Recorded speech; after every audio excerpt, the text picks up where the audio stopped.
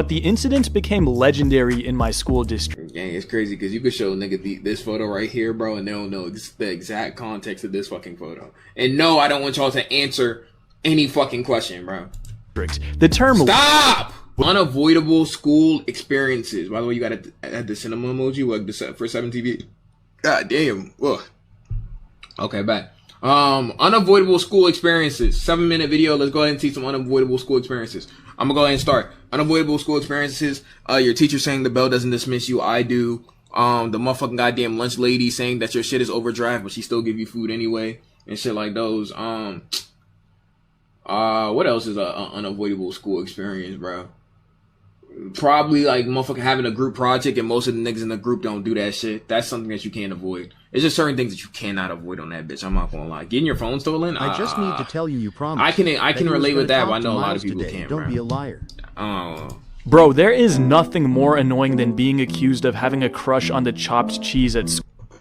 Bro, there is nothing more annoying than being accused of having a crush on the chopped cheese at school. This literally happened to me in 7th grade. I was taking an exam in math class, and right underneath the clock on the wall, the most chopped, wildebeest looking creature was sitting. Let's call her Roz. To pace myself during the exam, I would look at the clock every couple minutes to make sure I would finish in time. You can probably tell where this is going. At lunch the same day, one of Roz's friends came up to me and asked, "Hey, do you have a crush on Roz? She told all of us that you kept staring at her during the math exam." Are you actually kidding me right now? Roz had been telling every girl in our grade that I had a crush on her. I would rather share a cell with Fleece Johnson than have these rumors surrounding— people lie about, like, if people lie about some stupid shit in school, bro, why would you tell somebody that I have a crush on you, gang? I never said nothing about you. And they always say that you got a crush on the girl that's fucking chopped as shit, bro. My name. In his prison, booty was more important than food. Okay, maybe not.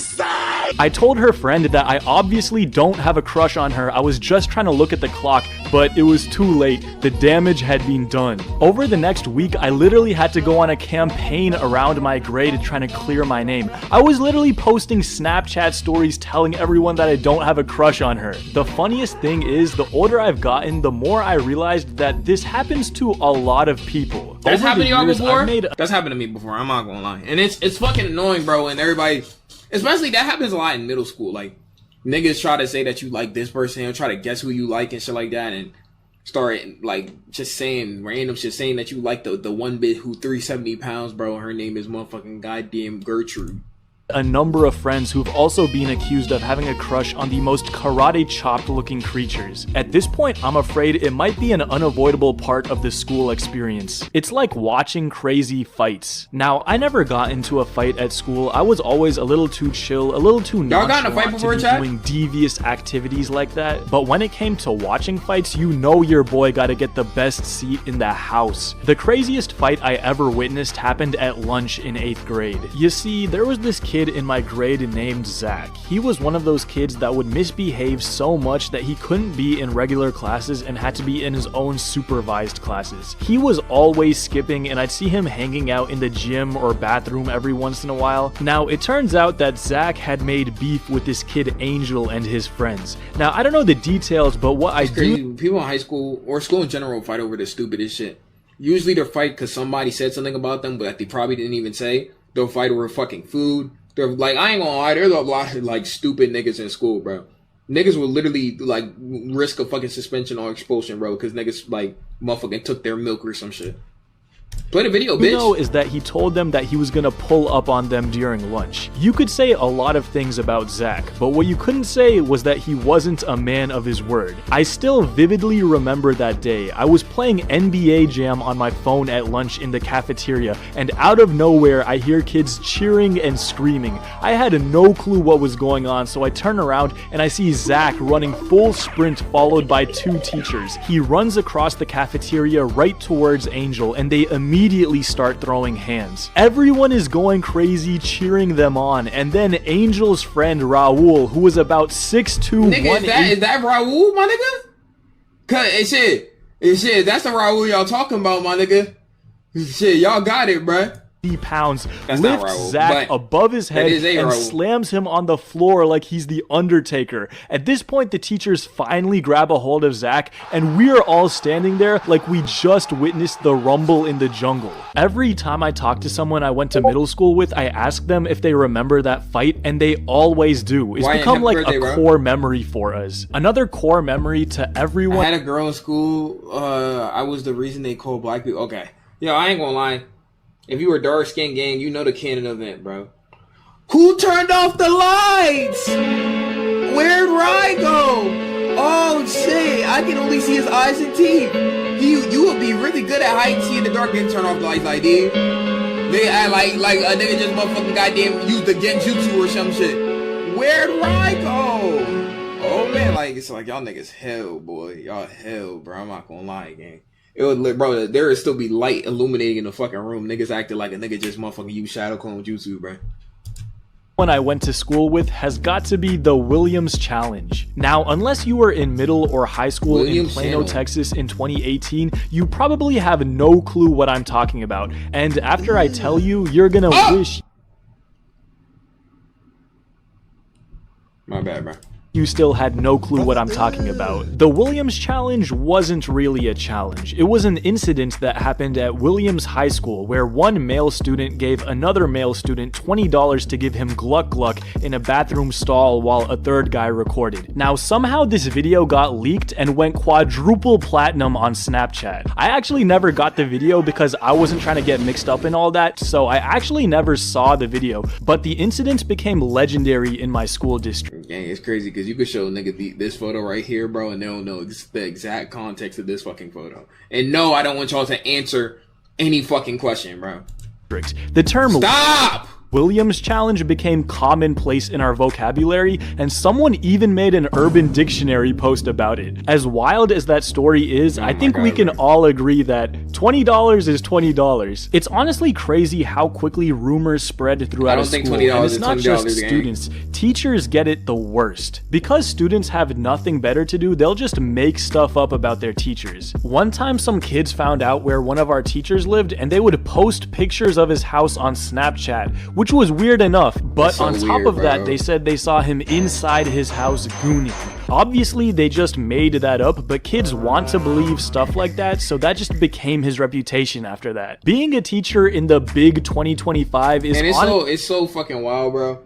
Because I've had some teachers get accused of some crazy shit. There was this teacher in middle school who got accused of being a sex offender, but I don't think he was, because he started working back there the next year. But he got accused of being a sex offender, bro. And there are, like, students will find more information on the teachers than the teachers have. Like, they'll find the teachers' photos from, like, 10 years ago. And, like, their wife and their first name and their children. Like, students be finding that shit, though. Especially if they don't like your ass.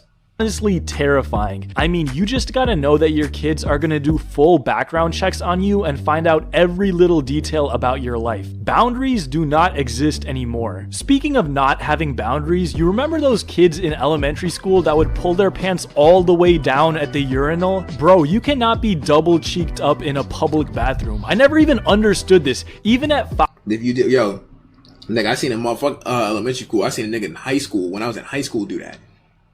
I seen a motherfucker in high school do it, bro. 5 years old, you should know how to hold up your pants. I saw a kid doing this as old as 8th grade. At that point, it's time to hop on the short bus, my guy. You are not ready for general pop. Unfortunately, these guys aren't even the most annoying people in bathrooms. I mean, how can we forget the vape fiends who turn the entire bathroom into a cloud? Or what about that one guy who just randomly has like a barbershop business in there? Like, I respect your hustle, get your bag, but who wants to get their hair cut while mans is taking a dookie 5 feet away? Honestly, to me, the most annoying guys in bathrooms are the ones that are just standing there. Yo, this y'all right here. I'm not gonna lie. Some of y'all niggas look like this nigga right here though, bro. Y'all niggas go crazy on Smash. Doing nothing. They're probably skipping class. Bro, I wish I had a school barber, my nigga.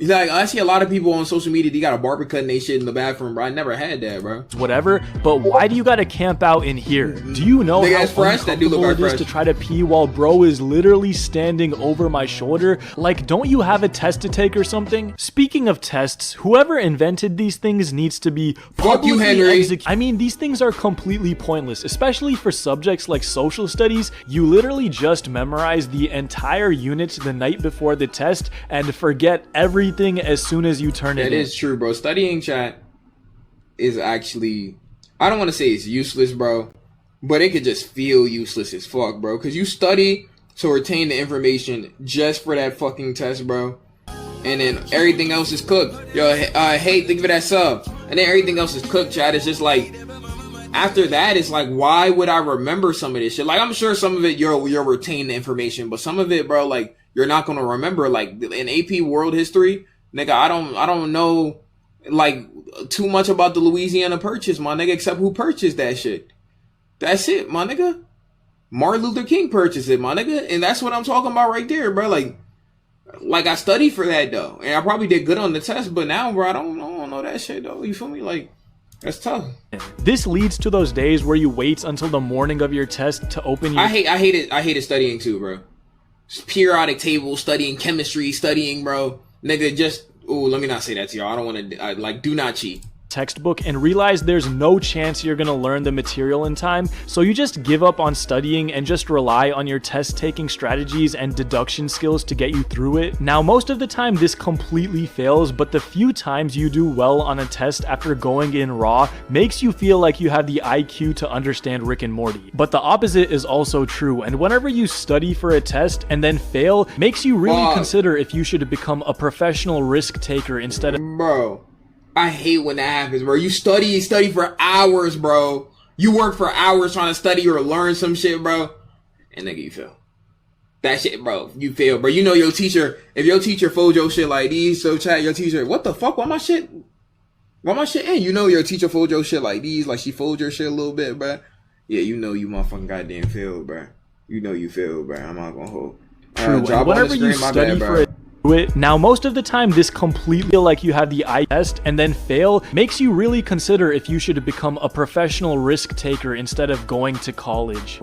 34. Okay, what do you do? I am a risk taker. I actually have a really funny prom story, so if you want to see that in my next video, let me know down below. That was a cool little video, chat. Yeah, chat, I'm not gonna lie, there's certain things in school where like niggas be going through it, bro, and everybody experiences it, bro. Like they're just like with having black parents. Like there's experiences that everybody can share with it and shit like that. So that was a cool video. Plugs, I'm gonna let y'all have that.